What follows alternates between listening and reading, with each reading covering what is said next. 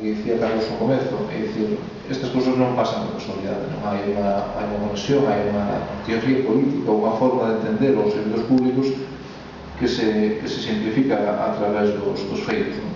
Carlos falaba este día agora dos orzamentos, non? Que estes días están a debate na Cámara Galega.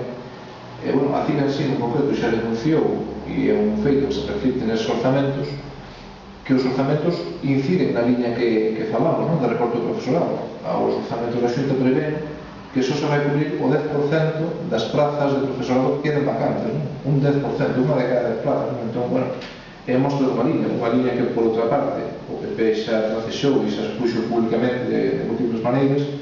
Onde xa non recordo que día foi exactamente, tiñamos a fortuna de escoitar con clarividencia a Mariano Rajoy, o seu líder, o domingo, dicindo que ele xa tiña a receita para sacar a España da crise, recortar e privatizar parte da sanidade e da educación pública.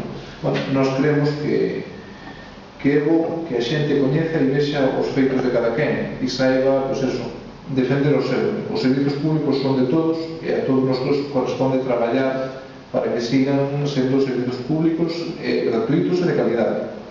Nós temos claro, a comunidade educativa do Aula de Leboris tamén, e nos animamos a xente a que tome conciencia e a que non permita involucións en cuestións que son básicas para o conxunto da cidadanía.